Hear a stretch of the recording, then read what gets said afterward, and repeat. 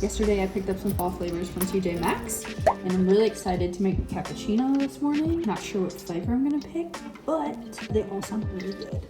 I got 2 brands that I haven't tried yet before. Mexican chocolate and caramel. I'm pretty sure if this just tastes like normal caramel, I'll try that one last. But today I'm gonna choose between, s'mores and Mexican chocolate. I think we're gonna go s'mores.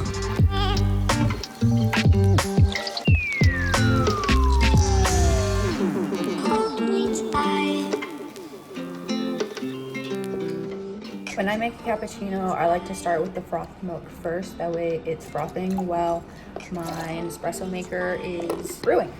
Don't turn on the lights. I don't wanna fight. I use the Cappuccino mini pods. I'm probably pronouncing that wrong.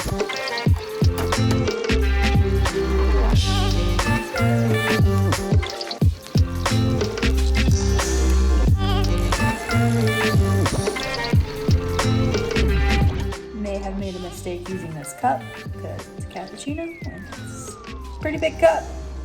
If the frothed milk sits there too long, it does, all the liquid sinks to the bottom and then the frothed milk stays at the top, but then it sticks in the frother. I try to get the frothed milk and the Nespresso machine to end at the same time as much as possible. I think we're just gonna turn this cappuccino into a latte.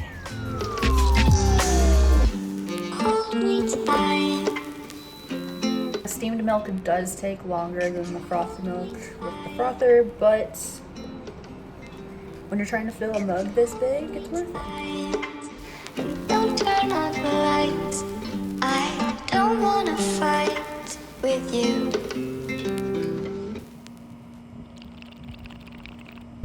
Pretty good. Mostly marshmallow flavor though.